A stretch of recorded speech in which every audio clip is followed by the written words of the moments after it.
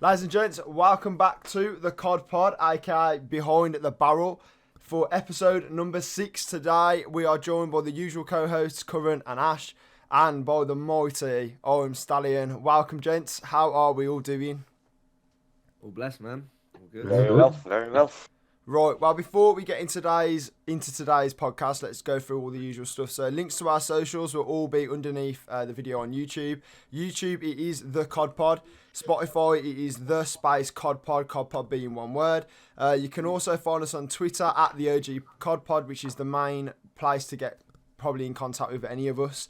We all have access to the Twitter there, so any DMs, any links, anything you guys want to send us, any guests you might want to have us speak to, drop us a message on there, at us on there. Instagram is at the Cod Pod, and if you want to listen via a web player, so online, you can listen to us on anchor.fm/the Cod Pod, and we'll also leave a link to all the Stallion's socials below, so his Twitter, his Twitch, and anything else you might want us to put on there as well. But if you are, I've already mentioned this, but if you are listening on YouTube, all the links to everything that I've just spoke about will be below the video. And right, I mean, thank you for your continued support as well. Obviously, Higgsy last week, that video absolutely popped off. So hopefully we can continue that support and continue that success. But now it is time for Rewind Time, Stallion. Yeah. So this segment is where we basically ask the guests to go back to, the first time they might have touched a pad or a keyboard or whatever, and then gone, right, this is like my journey. But before we get into that, introduce yourself.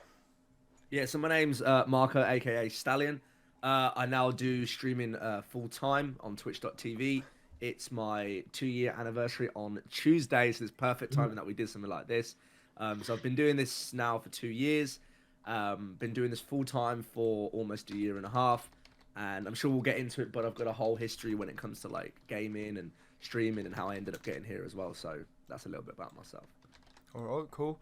Well, yeah. So I mean, like I said, when was the first time that was it? Did you start? I know you play PC now. Have you always played PC? Was it console before? No, funnily enough, I definitely grew up on console. I've been playing games since the age of around 4 years old. I'm 28 now. Started off with the Game Boy Color and the PS1, moved to PS2, Xbox 360 to Xbox One, and then after that is when I got introduced to actually streaming myself, because I've been on Twitch a long time just as a viewer. And then when I got into streaming, I realized how much easier it would be just to do everything via a PC. So I started streaming from that, and then a lot of the games that I was playing, required keyboard and mouse. And I just decided to make the full switch. And after, like 6 months of training on like aim trainers and Kovacs and stuff like that, I made the complete swap and, never gone back to console since. So cool. Do you think that's the new thing now, switching from console to PC? It's a tough one, and it takes a fair bit of practice, but they say it's a lot easier to go from console to PC than PC to console. So getting used to like a mouse and keyboard takes a fair bit of practice, and a lot of it comes down to muscle memory in the end of the day. I've gone through various keyboards and various size keyboards, and I realized that half the buttons I weren't even using anyway. So I actually invested in one of these. How well you can see it's the ducky keyboard. It's like the 60% as they call it. And it gets rid of all the buttons that you don't need and don't use. And because I'm a wrist player, I have my keyboard almost tucked into my side. So I started practicing with that, getting used to this, and I got really comfortable with it. And I'd say I'm better now on this than I've ever been on a controller. So what's a wrist player?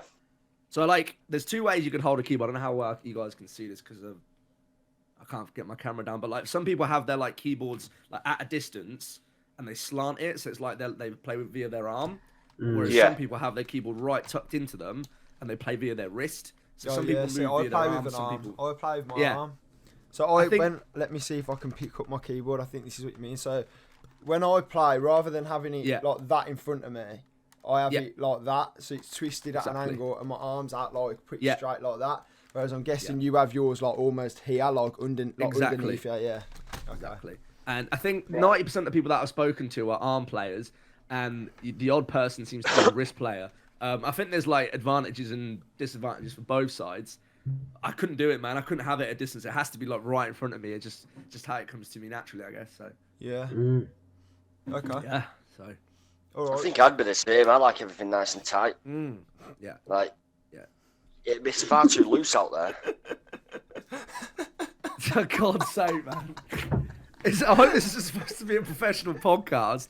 I just lost it like Sunday morning like, antics, boys. I love it. yeah, Sunday morning, like this. Look at these two. Not take them anywhere. Welcome to the Cod Pod. I mean, if you guys didn't say it, I'm sure somebody would say it in the comments anyway. So, like, God damn. There's not great word in there, is it? You know. All right, I dropped the bollock. But yeah, definitely being a risk player is something that just kind of came naturally. Obviously, when typing, I'm just at normal level. When playing, it just comes. I don't know. I guess it comes naturally to put it right up close and play like that. So yeah. Okay. And then, I mean, this is a question that I think we touched on with Higgsy last week. Obviously, new consoles coming out towards the end of the year. I'm thinking, price-wise, I think they're going to be between £700 and £800. That's because of what I've seen the Xbox has got in it. We've like having a 2080 Ti in there as a graphics card and all this other stuff. The price of them alone is like, 400 or 500 quid, sometimes more, sometimes less, depending on the day. I reckon they're going to come out at about £800. So obviously, in terms of getting a PC that can play games, in full epic quality, epic graphics on everything, in epic settings, I think personally, over the next 2-3 years, you're going to see more people buying gaming PCs over consoles. Would you agree? I think it's already happening. Now that, especially that streaming's getting bigger and bigger, and like if you've been around long enough to see streaming over the last 5-10 years, even, you'll just see how many more people are getting involved. You've even got kids these days who, they get on a PC and with one monitor and OBS Studio, can just start their own stream and their own podcast whenever they want. So it's widely available for everybody. It's free to get involved, and everyone can get involved in it. So I think now that the internet and streaming are just getting just bigger and bigger and more widespread, I think it will just be as standard for people to go on PC, because it's just a hub, isn't it? You can do everything in one place rather than having to get like a capture card and then play via a console and then do your link. So I definitely think it's already going that way, and I think as things will develop over the next couple of years, consoles will become less and less kind of in the spotlight, and more and more people will move to PC gaming. Yeah, streaming for me on console's tough. Yeah. Because I stream when I used to stream through the PS4 before it died on me. Unless you've got the PS4 camera, or you've got a camera for the USB, you can't stream with a cam. Yeah. So I was streaming without a cam on the one monitor that I've got, plus using my phone to keep up with the chat. Yeah. It's just not productive enough. Yeah. Whereas, like you say, if you have a PC, maybe if you've got more than one monitor, it helps a lot as well. Definitely. Everything's there in one place, I feel.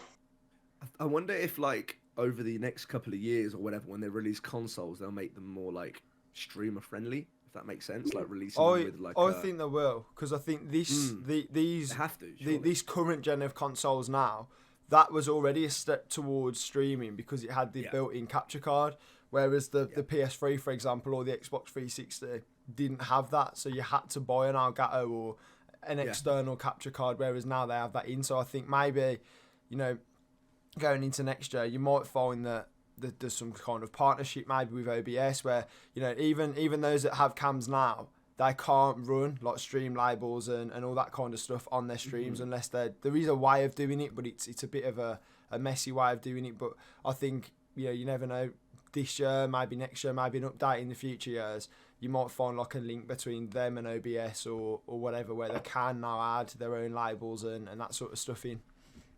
I think long gone are the days where it was especially with console gamers, where most of them just wanted to play versus most of them just wanted, not many wanted to stream. I think it's going the other way, the other way now, where more and more of them actually want to stream while they're playing versus those who don't want to stream while they're playing. So, if they don't keep up with that, or they don't, if the next generation of consoles don't have any, let's say, streamer-friendly stuff, or it hasn't that much of an improvement from the last generation, I think you see even more people just go, I ain't going to waste my money, I'm just going to build a gaming PC or improve my PC to make it better. Yeah, just touching up on that, what was caught my eye is don't you think, in the case if they brought that into the PlayStation or whatever, the streaming friendly, don't you think that it would be the streamers like yourselves who bought the setup, you've done all this, you paid all your money? Would you not get annoyed in the fact that you've spent all this money? It kind of separates you, doesn't it? Like puts you in a different bracket in terms of stream quality and stuff like that, and overlays, and all they're going to do is just put it into a PlayStation buyer, for example, and then you'd be like, well, I've just wasted all this money. I mean, I still think that regardless of what they do with streaming, having a whether it's a gaming or a streaming PC is a whole different ball game. Like PC is like more than just a console via streaming or gaming. You've got everything in one place here. It's a hub. You can venture the internet while playing, whilst talking, whilst doing this, whilst doing that. PC's like for me, it's just like the all-in-one solution to everything that you need. And of course, you can obviously plug in a controller if that's what you want to do as well, because you get people that do that because they have smoother settings and whatnot. I don't think it would frustrate me. If anything, I think that's exactly what a console needs to stay alive over the next couple of years, or else, in my opinion, consoles will become irrelevant or more irrelevant, let's say, and more people moving over. Even alone, just my friends who I used to play on console with, they've all moved to PC now, and all of them said that they'd never go back. So, I guess it's just interesting to see what happens over the years. But when you go into a lot of streams and people say, oh, I've moved over, I'm moving over. Even just like last week, I think 3 guys who normally watch me play COD have said, we're all, I'm getting a PC soon, or I'm building a PC now, I want to move away from console. So it's definitely the wave at the moment. It's what I've done. I've done it since basically January. I chalked off playing COD on PS, stopped competing and that sort of stuff, focused more on content. Okay, I've made the switch to Fortnite, which isn't, some people would disagree with doing that. I've been having a lot of fun the last month for doing it. I do really want to get COD, but with the way that the game is at the moment, I just wouldn't. It's not for me. Maybe it's different on PC. I know, like when I've been in your streams before, Stallion, when you're doing your win streaks with your viewers, I've been in there, I've played with you, and we've had great fun, just literally pub stomping. So I think if I played the game just for that purpose, I think I'd have a lot of fun doing it. I think the problem with me was obviously trying to compete, investing a lot of time, putting time aside then, where I couldn't edit videos or upload or stream. Yeah. I think that's probably what I've become to resent playing COD for a while. So I think taking a break is gonna do me some good. But I think crossplay as well is going to change the game. Yeah, the reason that a lot of people didn't move to PC, or they were hesitant to move to PC, is because maybe they couldn't play with their console buddies or their gaming buddies. Whereas now you get all the quality of PC, and we're in 2020 now. If a game comes out and it's not crossplay, it's kind of like shunted towards now, right? It's like why has it not got crossplay? Because all the new games are all coming out with crossplay now. So now that that's even a thing, and you can still play with your friends who are on console, people will just be like, well, there's no excuse not to get one now and not get involved in it, right? Yeah. That's what I think anyway. Absolutely. Yeah, absolutely, yeah. Okay, well, I think we've discussed streaming. Let's talk a little bit more about you. So, obviously, you spoke about where you come from, all the consoles that you've played. Some of the things that I've picked up on, I mean, we'll go through these in the order I've got down. Probably isn't the order that they've happened. So first thing, obviously, you are partnered, a partnered Twitch streamer. So for all the guys that are viewing this from the Call of Duty scene, what would your tips be in order to, if you're playing Call of Duty right now? This is always going to be the question. Probably you see a lot of the time in your stream anyway. But a tip, maybe not the usual. I think Higgsy said last week his one was rather than just sort of just streaming consistently and whatever, he said try and get your content on as many platforms as possible, so uploading to like Instagram and Twitter and clips and stuff, and then have your streaming as your main. So I mean, what would your tip be to grow a stream this current day and age? Just the one, or in general? Just in general, just go for it. Okay. I mean, I didn't actually get partnered via playing COD. My background and my start with streaming was through Variety. And I came through Variety streaming. So I actually started with RPG games, including stuff like Skyrim, Sniper Ghost Warrior, all that kind of stuff. I then moved into like the horror stream scene, which was something I thought was really fun. And that actually grew my channel a lot. Because, and the reason that I say that is because, especially when a new COD game comes out, or Fortnite or something like that, them them viewer bases are very saturated, and they're quite hard Yes. to make yourself stick out from other people. I looked at it from a different way. I looked at it as a business venture rather than just kind of following what everyone else is doing. I went, right, I did my research. I looked at what things were popular but were not being massively used. I started some different segments in my stream, like the Scream stream, for example, where we have like scary alerts, and we did one not yesterday but the day before, and they still go down really well. I do them once a month now. But I moved into a different kind of category to what I was used to build myself up from the bottom up. And then when I got to a decent, stable level, and after I think about just over a year and a half of streaming, I decided there's a new COD coming out. This game's going to be cross-platform. It's going to be updated graphics, and they're going to update it regularly. This, for me, is the 3 things that I needed to make sure were perfect before I moved purely into COD. Yeah. And now I'm streaming my favorite game and my favorite franchise as for a living. But I didn't start with that. And regarding what the guy said last time, if you're not uploading to social media and you're not, if you're making, let's say, 10 hours of content a day on stream or 8 hours, whatever it is, and then you're not taking snippets of that and posting it out on social media, you're not branding yourself enough. You're not marketing yourself enough than you could be. Yeah. There's only a limited amount of people that are going to find you on Twitch. Yeah. You've got all these social media platforms. You're not doing anything with it. You're definitely underselling yourself. So, Okay. Yeah. But I could talk about this forever, so I'll just kind of snip it down to how it worked for me. Okay. Because I mean, that is something that I've read myself and watched myself on YouTube over the years of trying to grow, and for me, it's a difficult one because like that is probably going to work as providing you put the time in it and you've got the right character about yourself and you do market yourself like that probably will work for the majority of people. Maybe not to the level that you're at. Maybe they get somewhere, maybe they don't, but that's probably the most likely thing. The problem is that it's such a sacrifice to, like these two, like playing Call of Duty. Aaron, I've played Fortnite with since Jan. It's like to be able to chalk playing with them because they're not going to come and play scoring with you or whatever. You have to then almost play on your own with very minimal people in your stream for the most part, and then almost hope that does go somewhere. So it is a big, what am I trying to say? Like, not commitment, but you know what I mean? Sacrifice as well. You got to almost sacrifice playing with your friends and whatever for a couple of hours whilst you stream, just to try and grow yourself. So, yeah, it's a difficult one. I think that's where a schedule would help you. Yeah. Like you set yourself out a schedule. You set yourself time to play with your mates. You set yourself time to play with, yourself or your viewers. And then you set yourself time to do your solo games. Write it all down, then you've got it noted. I think the more and more busy that I've got with full-time streaming and stuff, the less and less I actually play games offline now, which is why I've increased my streaming hours so I get to enjoy, the things that I do when it comes to just streaming in general. For me, FPS was always the dream. The days of competing are long gone behind me now. And plus, as you guys know, if you want to compete in a game, it's pretty much always going to be on console, unless it's like a non-FPS genre. So, wanting to compete in an FPS game takes almost all day, every day. And trying to do that alongside everything else is just not manageable anymore. So I've gone down the content route as well, similar to what Stanno said in regards to doing that. So I went down the content route, decided to make it into more of a fun way and enjoy myself while doing it and also being an entertainer at the same time.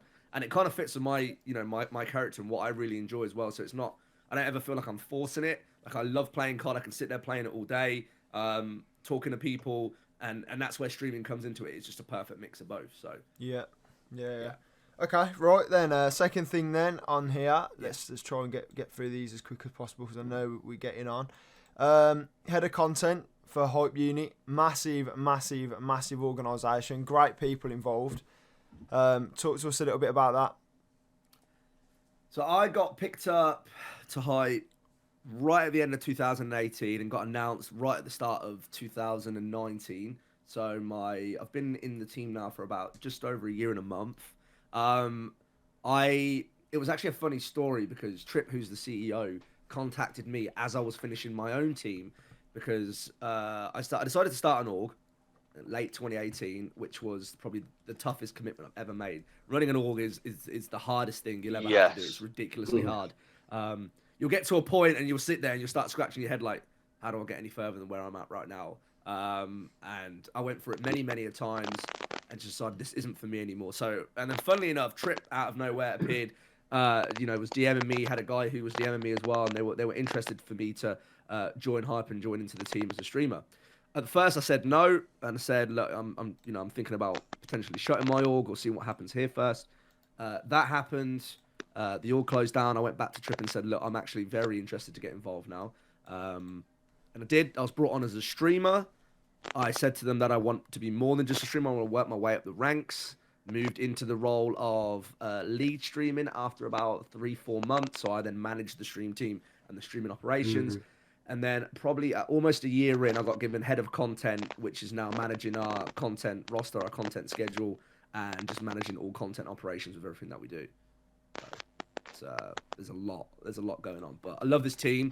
There's a lot to manage, and we're picking up really big influencers at the moment. So it's an exciting time. Cool. Good stuff. Okay, right then. Next thing then. I know, I believe it's... Oh, actually, you know, we will touch on this one first because I know this is something that I think you mentioned a few times in your stream. Moving into a potential streamer house with, I'm guessing it's some of the guys from Hype. Is that still a plan? Is it a dream? This is an interesting one. Oh, God, yeah, it's a massive dream. The plan is this, especially this year. I went to university in Sheffield. I went to Sheffield Hallam. I love that city, and I want to go back there. And house prices are a lot cheaper there. My goal this year is because I've just paid my taxes off for self-employment, so I want to move into like a 3-bedroom house up in Sheff. And with the 2 of the spare rooms, I want to rent them out to content creators or people that are interested in creating content or making it a full-time dream of theirs. So I want to build and create a content house, one that's going to be owned by me, and bring 2 people in there. I think the eventual dream, if it ever happens, I'll say if. I'll put my hand down when it's going to happen because I don't do ifs. When it's going to happen is to one day hopefully move to the States with the Hype management team and run the operations from over there. You know, that's when investment comes into it, and that's, I think, probably our next big stage as an org. But for this year and the kind of the foreseeable future, I want to get back. I want to get into Chef. I want to have my own house, and I want to rent rooms out to 2 creators of people that want to either do this more seriously or take it as their full-time career and have it as like a content house. I think it'd be sick. I think that's a really good idea. That sounds sick. Because I went to uni and I live with 4 people in a house. Yeah. And all of us love getting that, but you just don't have the funds at the time to set it up, if you get what I mean. Whereas if you go into a content house with it already there, you know what I mean? It's like you're kind of setting somebody up for success. Say, here you go. Yeah, I think it's a really, really good idea. Yeah. I would have loved that if I was at uni. I think the most important part is as well that if because it's gonna help me obviously pay like mortgage and rent and any utilities and stuff.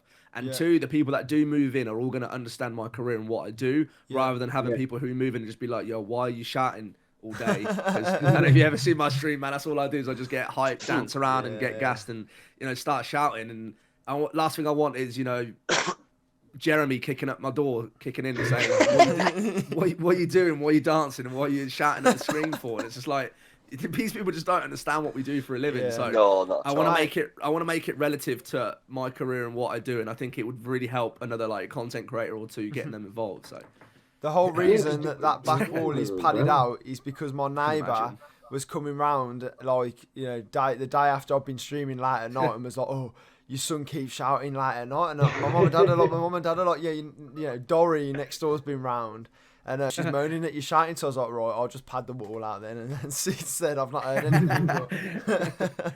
it's rough, man. Like, especially living in a terraced house when you've got neighbours both sides. I mean, my neighbours are pretty good. They never say anything. But when I do move out, I really want to move out into a either semi-detached or fully detached house.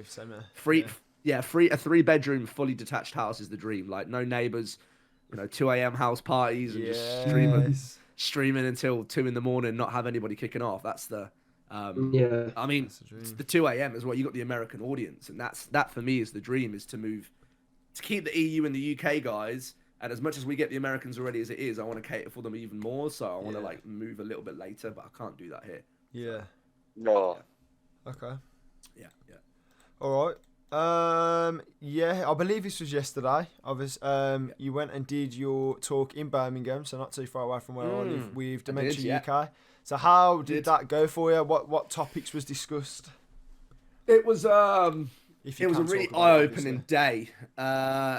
It was really interesting. So, for anyone who doesn't know, I work in partnership with Dementia UK. I shot my shot. I wanted to work with a charity and decided to message them and just say, look, I'm looking for a charity to work with. My dad passed away when I was 11 years old through it. I know people that have lost their family through it. Dementia's pretty much hit everybody in some way or another, whether it's through a relative or for a friend's relative. So I thought, and I knew, that this was going to be something that if I got, part of, that I could make a big difference. I've got my badge here as well. So official online ambassador for them. And they send like merch and stuff like that. But it was a nice day to talk to some of the staff. Because they kind of knew what I did, but they didn't really know too much about Twitch. So I gave a full introduction about my background, what it is I do, why I do it, why I chose Dementia, all that sort of stuff. And it's led to some really interesting future topics. I'm now going to be getting into a meeting with the national manager who works with them, and maybe even looking at taking charge of the whole online campaigning part, because I'm trying to get into their heads how important and how much of a difference the online presence can make. Charities are very traditional and they're quite scared, I think, to move into these worlds of streaming and things. I told them about like DrLupo and what other charities are doing. I said, look, still in the early stages, charities aren't utilizing platforms like Twitch anywhere near what they could be, and raising a lot more money and awareness. And I was saying that, and a lady actually who's another volunteer ambassador, she pulled me over to the side at the end of it. She said, you are definitely the future for this charity. And I'm going to be speaking to the national manager and hopefully properly doing some online campaigns for the future. So I'm really excited for it. Oh, mate, that sounds really fantastic. That's brilliant. Yeah. So I think, and one thing that I said is, if every single streamer did one charity stream a year, there's 2.2 million on Twitch alone, regardless of how many followers and how many viewers you have, even if you don't even raise any money, you raise awareness. If all of us picked a charity and did one a year, the difference would be absolutely insane. Yeah. Like, we'd make a huge difference from, little to no effort for people that need it more than we do. Yeah. I want to change that perception. I think to the streaming world. Macmillan have been trying to do something recently called Gamers. I can't remember what it was. I can't remember what their title did. But basically, it was they had a page set up where you could set whatever your donation goal was and whatever, and it almost looked identical to what Twitch does. Your chat was there, you could see where people had donated and what people had donated, but it was on a Macmillan page. I think it was like Game Heroes or Gaming Heroes it was called. And they seem to have started to move towards what you just spoke about. I haven't seen any other charities, known charities, British Health Foundation, all that kind of stuff. They haven't moved to that, and like you just said, I've done charity streams in the past before when I had literally 10 followers, and I managed to raise £80. And like you said, it doesn't matter whether you've got 100,000 followers or whether you just started out. Like you said, awareness is a bigger price sometimes than the money that you raise. I mean, just look at DrLupo, what he did for St. Jude's in America. He raised $2.5 million in a day. Yeah. That's more than what some charities pull in a whole year from one person in one day. Yeah. I know DrLupo's on a different scale, but you bring in everybody else who isn't doing it and put them all together. I guarantee we could hit the same sort of scale for loads of different charities and loads of different funding. Honestly, I feel like charities need to stop being so worried about the whole online world and trying to go with the whole traditional stuff, because more and more people are moving to this, and eventually we're going to be the older generation and we're going to be the people who are potentially affected by things like dementia. More of our friends and more of our family are going to be affected. We need to be acting now and and increasing awareness to the younger guys who are eventually going to get there, whilst also supporting the guys who have already got it. So So I know my granddad's suffering from it at the moment. Like he's probably early stages of it. He's in a care home now, because we just can't physically look after him enough, and it's rough because I used to see my granddad probably once, twice a week, and then I'll just be busy with stuff for a couple of months. And I didn't manage to get out and see him, And then I went, and then he fell over, and he then ended up in hospital because he broke his leg. And ever since then, he's just been downhill. And he always said to me and my family, you know, he was like, I'll be fine. But he goes, the day that I stop doing anything is the day that like my brain will just disappear. And it's literally what happened. You know, fell over, broke his leg. You now can't, you know, walk around on his own, etc. He's just in hospital or in his care home. And you go and see him, and you know, he's like, oh, go and get your nan. My nan, you know, your nan's upstairs, and like my nan passed away like 3 years ago, and it's like, but you can't remember that, and it's a rough thing for any family to go through. And you know, I think it's great that you're supporting and partnered with such a great charity. It's such a horrible disease as well, because you literally watch somebody like degrade as a human, like and through no fault of their own. Yeah. You know, unfortunately with my dad, he didn't even have like a gradual hit where some people it happens for like 10 years and then it's done. His was literally out of nowhere, hit him 1 year into it. That's it. He passed away. It was just like furious. Wow. It was like hit you, bang, bang, bang. Forget this, forget that, forget that. Next thing you know, you had a guy who used to work 12, 13 hours a day to support his family to somebody who can't even walk up the stairs on his own. It's actually hugely it's horrible, it's just game changing. It's like a virus that just eats away at your body day by day. And I don't think enough people are aware of early symptoms, aware of the care that they're actually have available to them. And that's why I support this charity, because this charity don't necessarily look for a cure for it, but they have people who are they call them admiral nurses in different areas, and they actually, you know, if you have somebody who's suffering through dementia, they send them out, or they have helplines, and they get people towards your home and teach you things and routines of how to actually cope with things and how to survive as a family. Because if you have somebody like a mother or father who gets hit by it, it's going to affect the whole family. And that support is needed sometimes for a trained professional. That's why I love this charity so much. So, yeah, great cause. Right then, on to something that recently happened to me. I've seen clips that you've done it to other people. Raiding smaller streamers. I think even if, you know... Stanno was like, please raid me, please raid me, please. Nah, it's not even like that, man. Not even like that. But I think it's one of the tips that I've sort of picked up through watching YouTube videos on how to grow a bigger streamer. You know, whether you're a small streamer, whether you're a large streamer like yourself, I think even if you've got 1 or 2 or 3 people there, going into someone else's stream with those viewers, you know, and just raiding them and saying, you know, have a great stream. I think it's a great thing. It improves yourself. You know, you look fantastic for doing it. Obviously, happened to me in the week, and I lost my mind when it happened. Like, most viewers I've ever had in one stream is probably like 35 back when I used to stream Rocket League and I did a giveaway. And as soon as I done the giveaway, I went back down to like 5 viewers. You know, people there just for the giveaway. And the other day, it was like, Higgsy came in, boom, here's your raid. I went up to like 90 viewers, and I was sat there like, you know, usually I try and read out all my followers, and my followers was just flying. I was like, this is ridiculous. Like, I just lost my mind. And I know you did it the other day. I mean, that must be a great feeling, you know, having such a fantastic community behind yourself that you can go into smaller streamers and almost share that love with them. There's 2 ways I look about it, and this is something for anybody who's watching from a streaming perspective. In the words of a smaller streamer and a larger streamer, them words are all perspective.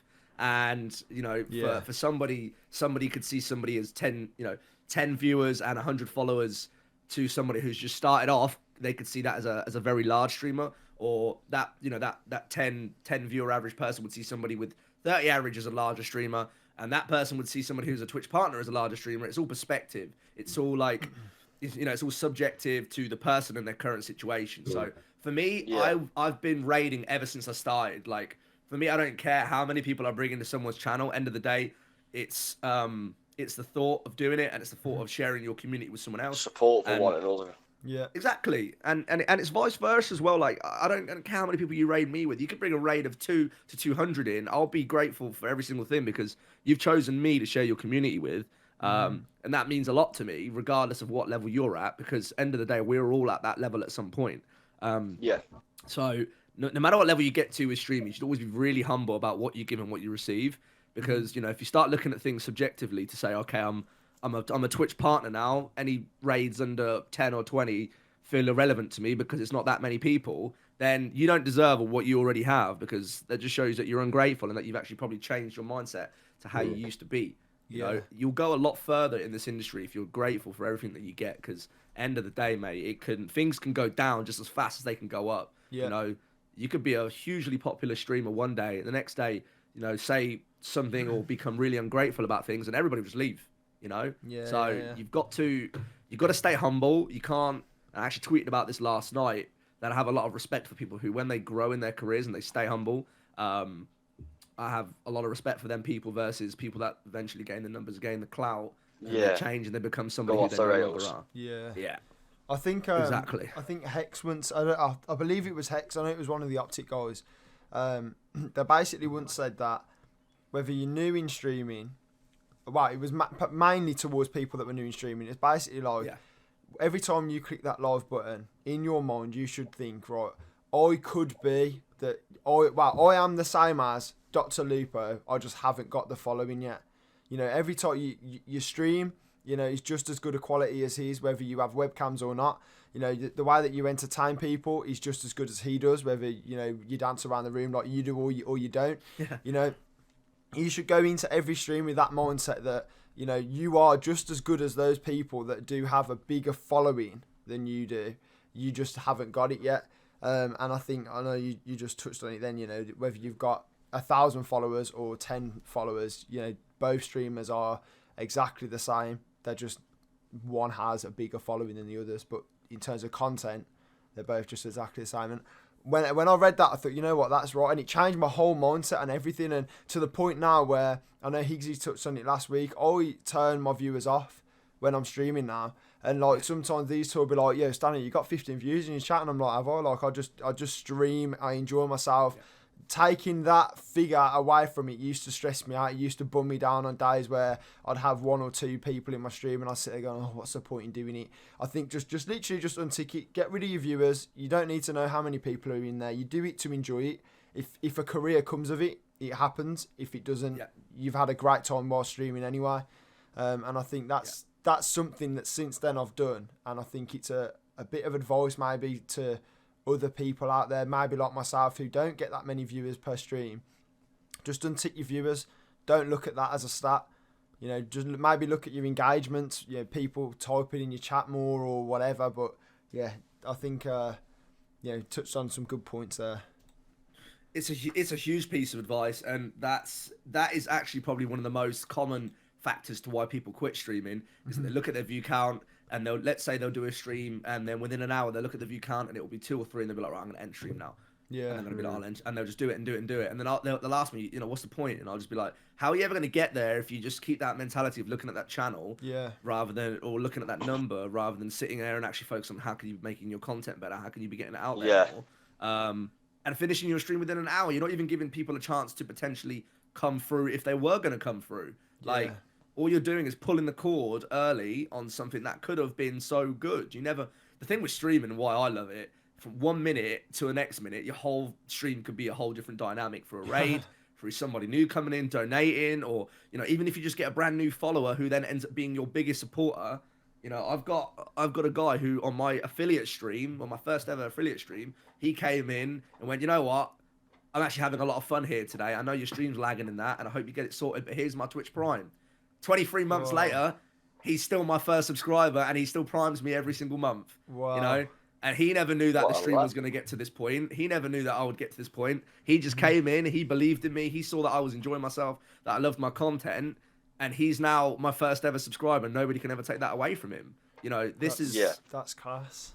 This is someone who I thought, or who he thought, just thought he'd come in, give me his Prime one day, and he's been a supporter of my journey for nearly 2 years now. And, you know, he messages me all the time saying, I still remember when I first found you, when you were sitting there playing Borderlands and your frames were skipping, and I thought, you know what, I'll give this guy my Prime anyway.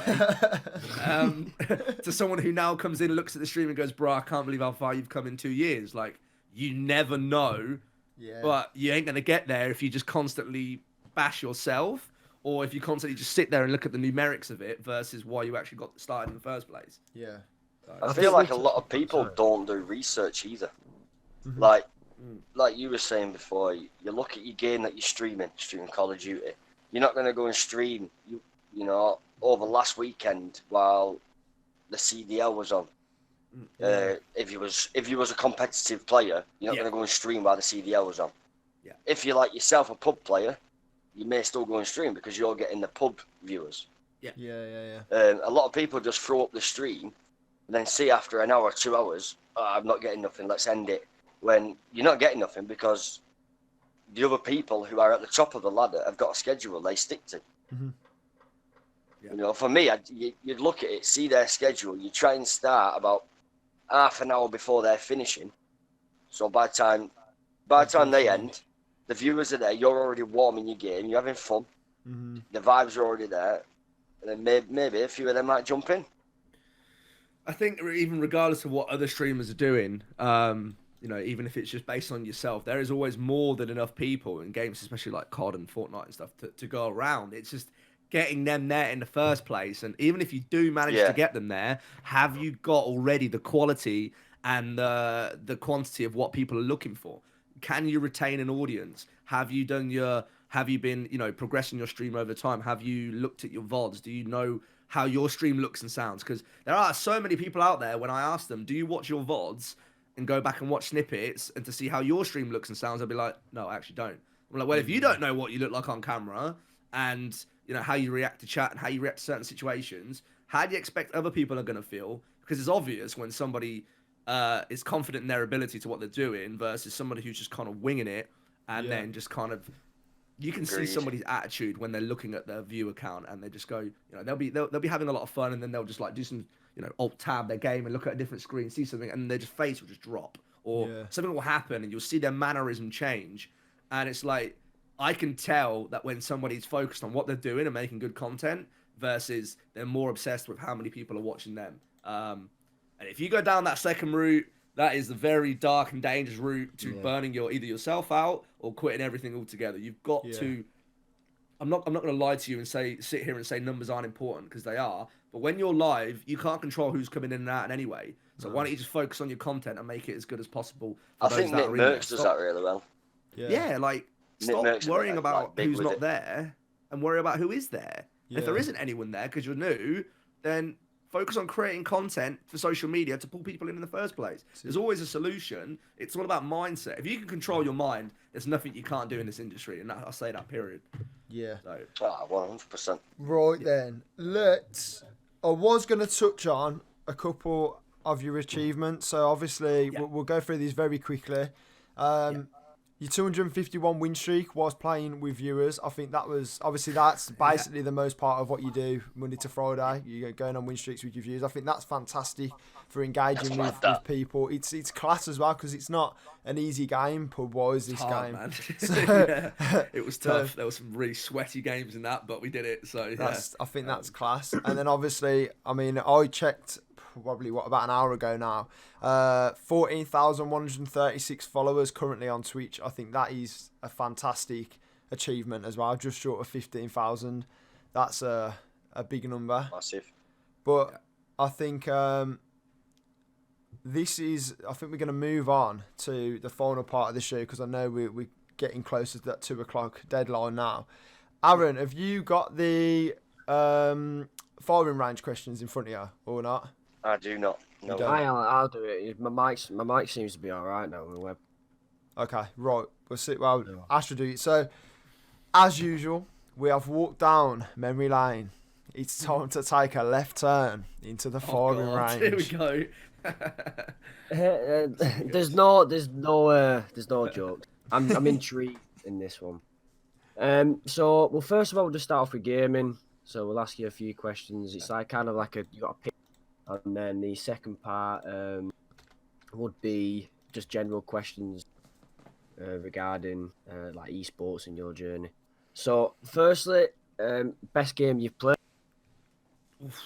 Ever? Probably. Oh, God, it's a toss-up between Halo 3 and COD 4. Without a doubt. I think worst game you played? There's a lot. there's a lot. I wouldn't even know where to start with that. I'll be honest. There's quite a lot. Console or PC gaming? PC gaming. Controller or mouse? Mouse. What was the best game you played with like a group of players? Probably this one, Cod Modern Warfare. It's a lot of fun in a full team. A lot of fun. Yeah. The best COD you've played? COD 4, without a doubt. Ooh, good choice. I like that. Worst COD you played? Oh God. Ghost or Infinite Warfare, one of them two. Yeah. I'm not. I just. If it's got jetpacks on it, get me off it, man. Not interested. I love jetpacks. Just give me the old school, man. Run and gun. That's it. Boots on the ground. Exactly. If you had one day to spend with someone from the gaming community, who would it be, and why? Dr. Disrespect, because he was my first ever, let's say, large influencer, and his production quality as a streamer is second to none. And I take a lot of inspiration from him, and a lot of graphics you'll see coming into my stream this year. I'm actually investing in a lot of money. A lot of it's influence from him. I just love the way he runs his streams and how he is as a person. So I like it where he goes to like events as well, just dressed as the same character. I think it's absolutely his character. so good. Brilliant. Like, yeah, he's brilliant. Honestly, love him. What's the best piece of advice you've received? Just in general for streaming, or just? We'll go for both. One general, one streaming. Just to be, firstly, in general, just to be thankful to be alive every day, because we aren't owed anything in this life, and pretty much similar to streaming, to be thankful for everything you get, because in this industry, you're not entitled to anything. Everything you get is through people's kindness or their generosity for either what they enjoy from your channel or enjoy from your content. What's the best gift you've ever received? A ride from Dr. Disrespect. Oh God, if only. The best gift? I don't know, man. Just I guess I'd say that sub from that guy from ages ago. We'll go for that. I'd say the best gift is probably me almost accidentally starting streaming from a friend who convinced me to do it. And if he'd never would have convinced me to do it, I wouldn't be here today. So I guess that gift is just life and fate, really, for ending up where I am now. So, yeah, definitely. Yeah. Where's the best place you've travelled to? I'm a little bit biased. I would say Italy, because obviously my parents are Italian, but I'd actually have to say I went to San Diego for TwitchCon last year in California. That is incredible. That place is. I want to go back again this year. So San Diego, California is something else. A whole different life out there. A memory in your esports streaming journey that you'll always remember. Something what stands out. If we'd have done this interview next week, I'm actually going to CDL this weekend, so it would have been that. I guarantee it. I'm excited to go watch the Ravens play in London this weekend. But we'll accept that answer. Yeah, we'll go with that. Yeah, this weekend going to watch a COD event for the first ever time. Really, really excited for that. Is he still there? Yeah, I'm still here. I'm lagging here. Yeah. One thing you can't live without. Gaming, without a doubt. No matter what. I've even been through relationships where my other half has not agreed with it, and it's just been like, well, see ya. We're gonna have problems here, aren't we? Like, yeah. I think it doesn't matter. My mum always said to me, one day you'll end up outgrowing it, and here I am at 28, and I play games now more than I've ever done. So good luck with that. So yeah. What's the best day of the week to create, upload, or like stream content? That is a good question. This is for every day. Yeah, I think. Yeah, I would say weekdays better than weekends. People are generally, especially for uploading content, I find weekends people are more either on and off stuff and more chilled. Where I find that when I'm uploading stuff on weekdays, there's a lot more what's the word for it? I get a lot more traction on stuff. It seems to be a lot more people are checking social media then. I'd say weekdays over weekends personally. Yeah. What's the to create, upload, or stream? So we talked about schedule before. So what do you think the best time in? I think a time. I mean, personally for me, is probably capturing as many audiences as you can. So I've tested things over the years and seen what works well for me. I know at this time, this would be the best time to upload a clip, where versus this time, it'd be better for me to make like a general tweet about something, or at this time I should do like a praise tweet. That just comes with experience. Anything that captures the UK, EU, and the US guys all in one go. So anything between 12 and 10 is probably the best time to upload in my opinion. Advice? Would you give any advice for anybody wanting to be a streamer, a slash? Yeah, just take it every day. Don't rush it. There are so many people who rush it, and so many people who see somebody else who's successful and be like, I want to be there. And as much as there's nothing wrong with that, you know, don't just be like expect full success after a couple of months. These guys were at the very, very top. You'll see they're getting like subscriptions for people from 5, 6 years, 7 years, even 10 years for some of the top guys. These people that have been around the platform since it started or since the early days. There's a reason that they're at where they're at now. It's years of grinding, and it's going to be different growth for different people. Embrace your own journey and don't compare yourself to what everyone else is doing. If you could describe yourself in one word, what would it be? Mental. Yeah, definitely. Well, I mean, that's a better answer than what we got last week. If it was 2 words, it'd be fucking mental. Yeah. Last one. What's your goals for 2020? Oh man. Yeah, the sky is not high enough, man. I seen you guys actually post on my recent tweet about signing a contract, and there's nobody that knows about this yet. And I'm kind of tempted to let it off in here. Oh, come on. Oh, I already tweeted in it, wasn't it? Okay, as long as you don't post anything about it in the actual tweet, only if people watch the podcast itself. Yes. Yeah. It is I officially have now my own G Fuel sponsorship. So when people buy G Fuel, they can use code Stallion for discounts. That's not announced yet, by the way. That's just contract is done. It's sent. So now I'm gonna be part of the G Fuel team. So I travel into events. I'll be an ambassador. I'll get discount codes, merch, photo shoots. It's gonna be really exciting, man. I can't wait. So that topped off my best ever streaming month. It was the last day of the month and it got confirmed, and I was like, oh my god, like things are just this year already in 1 month has almost topped all of 2019. So that is a fucking great achievement, man. Let's go. Okay. Yeah, it's wild, man. It's wild. What flavour are you having? You don't get to pick. I don't think you get to create your own flavour until you're like a big dog. Okay. If I was gonna ever have my own, I probably would go with something like sweet and sour stallion or something like that. I don't know. Like, I've already been thinking about it, man. If I ever blow up, like something like a weird sweet and sour flavour. Yeah, as you can see by the background, I'm pretty obsessed with G Fuel. I love their stuff. Like, it's well nice. About the background. Yeah. What is on that whiteboard? It's caught my eye every time I've looked at your webcam. I get asked this a lot, but I thought it was blinds. Yeah, this. You thought these were blinds. Yeah. It just open it up and it just What appears through the blinds do window. you have, bro, up in Manchester? I didn't even look. Like I This just saw is- the things around. This is the initials of every single person who's ever gifted a sub to my channel since I started streaming as an affiliate on Twitch. Wow. I've got my top bits donator here, my top dono there, my sub count at the top. That needs updating, actually. I haven't updated it today. And then all these people here, and as you can see, the writing gets smaller over here because we ran out of space, is the initials of every single person who's ever gifted a sub since I started. And then we do different things with this board, like we change colors of it because the LEDs and whatnot.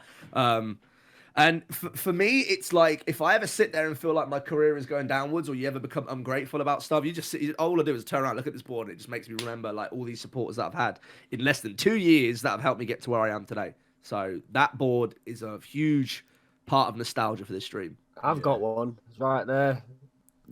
Nothing on it. Yeah, mine's just up here. Like you can this way. It's like here beyond my webcam, and it's got my weight loss targets on there. So like that's awesome. Weigh myself every single Wednesday. I started off. When was it now? In October last year, I was 15 stone 11 then. I'm now down to 14 stone 6 as of Wednesday. Wow. So good, man. Man's on that grind. Yeah, man, working hard. That's it. They always say if you write your goals down, you're more likely to achieve them. Yeah, 100%. So. And I think before we let you out the firing range, one of I don't know whether this was you or whether it was somebody else that I seen talking about goals and stuff for setting goals within 2020 and that sort of stuff.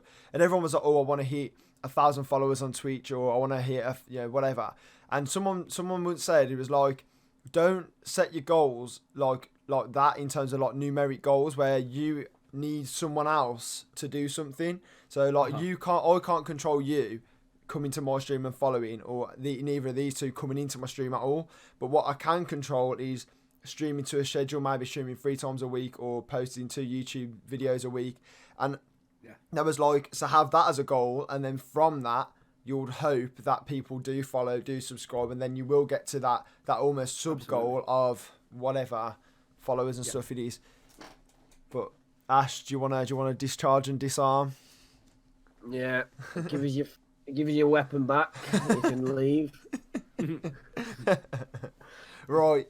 Well, that is gonna be today's podcast. I know we have ran a little bit over today, but Stallion, really, really, really appreciate your time today, mate. I know. Absolutely. I know you're a very busy person.